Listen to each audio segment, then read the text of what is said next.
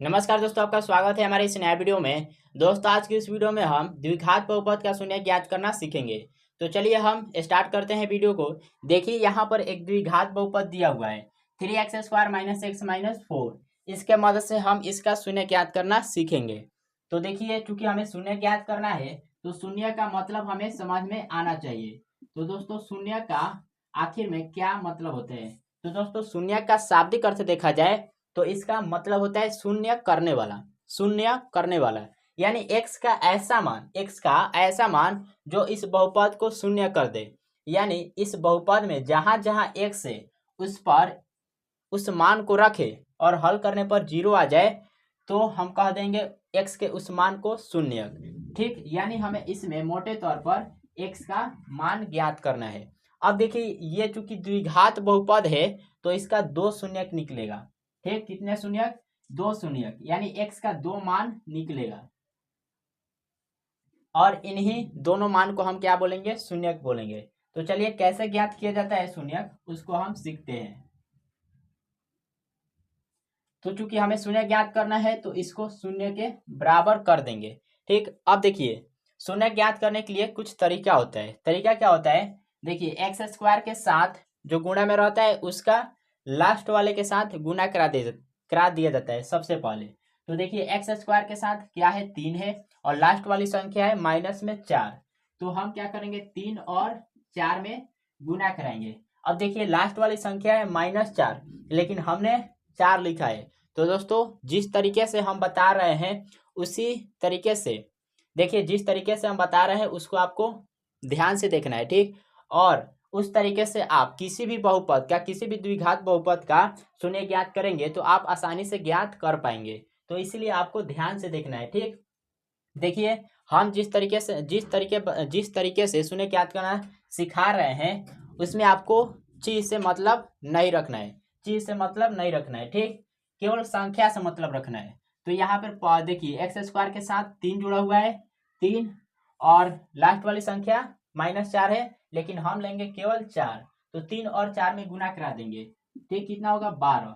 तो देखिए, गुना कराने के बाद जो संख्या मिलता है उसका 2 भाग किया जाता है। कितना भाग? 2 भाग। इस प्रकार से कि उन दोनों भाग को जोड़े या घटाए तो एक्स के साथ जो जुड़ा हुआ है वो हमें मिल जाए। तो यहाँ पर एक्स के साथ क्या जुड़ा हुआ है? 1 जुड़ा हुआ है। कुछ भी नहीं है तो 1 है, यानी हमें क्या लाना है? 1। इन दोनों भाग को जोड़े या घटाए तो 1 आना चाहिए। अब 12 का 2 भाग कैसे करेंगे? तो देखिए, 12 का 2 भाग करने के लिए 12 का भाज्य गुणनखंड करेंगे। 2 से काटा देंगे 6 बार में, 2 से कटा देंगे 3 बार में। तो क्या मिला? 2 2 3, यानी ये हमें अभाज्य गुणनखंड मिला। ठीक, अब इसके मदद से ही हम 1 लाने का प्रयास करेंगे। ठीक, अब कैसे लाएंगे? तो देखिए, 2 में 2 से गुना कर देंगे तो 4 मिला। 2 में 2 से गुना करेंगे 4 होगा और एक संख्या ले लेंगे 3। तो 4 और देखिए, 4 और 3 के मदद से हमें 1 लाना है। कैसे लाएंगे? तो देखिए, 4 में से 3 को घटा देंगे, 1 हो जाएगा। अगर इन दोनों की सहायता से एक नहीं आ रहा है तो फिर हम कोई और संख्या ढूंढेंगे इन्हीं में से। ठीक, अभाज्य गुणनखंड करके ही आपको 2 संख्या प्राप्त करना है। तो हमने अभाज्य गुणनखंड किया 2 2 3। अब इनके मदद से हम 1 लाने का प्रयास करेंगे। तो एक संख्या हमने ढूंढ लिया, 2 दूना 4, और दूसरी संख्या हमने ले लिया 3। तो 4 और 3 की मदद से हम एक आसानी से ला सकते हैं। तो हमने ला दिया। कैसे किस प्रकार से? तो 4 में से 3 को घटा दिया। अब इस एक के जगह पर हम 4 - 3 लिख सकते हैं क्योंकि ये दोनों आपस में बराबर है। तो हम इस एक के जगह पर 4 - 3 लिखेंगे। तो यहाँ पर 3x² माइनस एक के जगह पर लिखेंगे 4 - 3, 4 - 3 इंटू में x माइनस में 4 बराबर 0।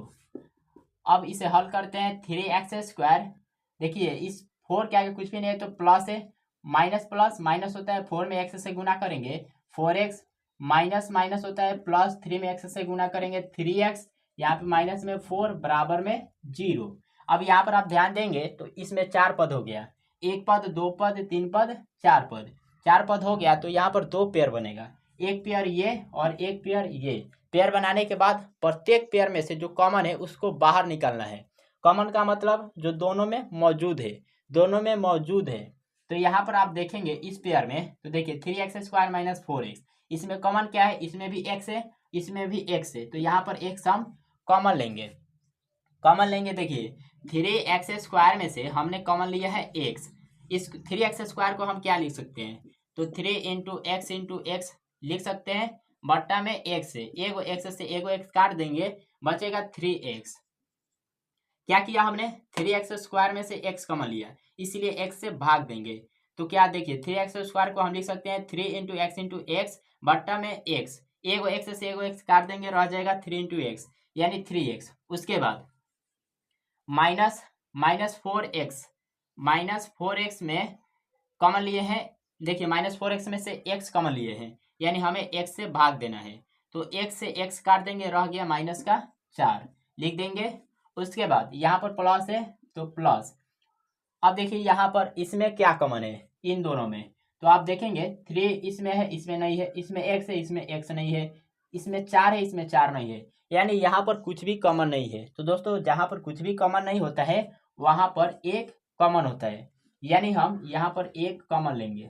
ठीक, अब यहाँ पर देखिए ये प्लस में एक कॉमन लिए हैं, यहाँ पर जो चीज रहता है उसी के साथ क्या किया जाता है, उसी के साथ कॉमन लिया जाता है। यहाँ पर अगर माइनस रहता तो -1 कॉमन लेते, लेकिन यहाँ पर क्या है प्लस में है तो +1 कॉमन लेंगे। ठीक, अब यहाँ पे 3x में से हमने लिया है कॉमन 1, अब 3x में x से भाग देंगे तो क्या मिलेगा, 3x ही मिलेगा। ठीक, उसके बाद -4 में से हमने कॉमन लिया है 1, -4 में 1 से भाग देंगे तो -4 ही मिलेगा, बराबर में 0। ठीक, बराबर में 0।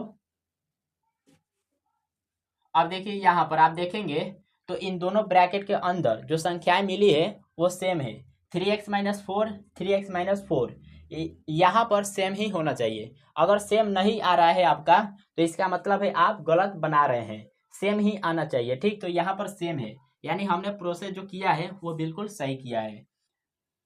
अब देखिए इन दोनों ब्रैकेट के अंदर जो संख्याएं सेम है उनमें से एक आपको लिख लेना है, 3x - 4 है, 3x - 4 इंटू, उसके बाद इसका और इसके साथ बना देना है तो x + 1, ठीक, बराबर में 0। अब यहाँ पर आप देखिए 3x -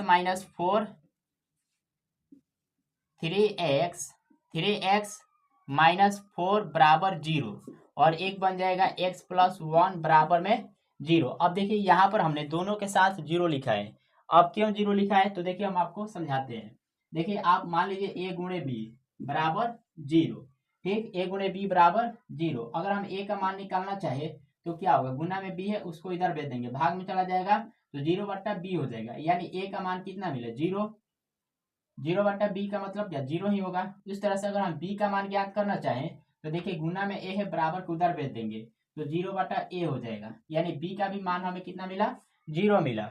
तो आप इसको मान लीजिए a और इसको मान लीजिए b, दोनों में गुना कराने पर मिला है 0। ठीक, तो a का मान कितना मिला है 0, तो यानी 3x - 4 बराबर 0 हो जाएगा। उस तरह से अगर हम b का मान ज्ञात करना चाहे तो b का भी मान 0 मिला है, यानी x + 1 बराबर 0। तो इसलिए यहाँ पर दोनों गुणनखंडों के साथ हमने 0 रखा है। ठीक, आई होप कि आपको ये समझ में आ रहा होगा। अब यहाँ पर x का मान निकल जाएगा, दो मान निकल जाएगा, एक यहाँ से और एक यहाँ से। तो देखिए माइनस में 4 है, बराबर को उधर भेज देंगे, प्लस में चला जाएगा तो 3x बराबर हो जाएगा 4, इसलिए x का मान क्या मिलेगा, गुना में 3 है, बराबर को उधर जाएगा, बट्टा में चल जाएगा 3, यानी x का मान मिल गया 4/3, और इस यहाँ से एक निकल जाएगा। तो देखिए प्लस में 1 है, बराबर को उधर भेज देंगे, माइनस में 1 हो जाएगा। 0 में देखिए 0 - 1, तो x का मान 0 में से 1 घटाएंगे, माइनस का 1 ही होगा। तो दोस्तों यहाँ पर दो मान मिला है, कितना मान, दो मान मिला है, एक मान मिला है 4/3 और दूसरा मान मिला है -1। ठीक, तो ये दोस्तों शून्यक हुआ 4/3 और -1। तो दोस्तों यहाँ पर द्विघात बहुपद था, इसीलिए यहाँ पर दो मान मिला है, x का 2 मान मिला है। अगर ये त्रिघात बहुपद होता तो इसका 3 मान मिलता, अगर चतुर्घात बहुपद होता तो 4 शून्यक मिलता। तो इस तरह से दोस्तों शून्य ज्ञात किया जाता है। आई होप कि आपको ये समझ में आ गया होगा। दोस्तों यदि आपको वीडियो पसंद आया है तो वीडियो को लाइक करिए, और साथ में यदि आप मेरे चैनल पर नए हैं तो चैनल को भी सब्सक्राइब कर लीजिए, ताकि इसी तरह का वीडियो आप तक समय समय पर पहुंच सके। तो दोस्तों मिलते हैं अगले वीडियो में, तब तक के लिए जय हिंद।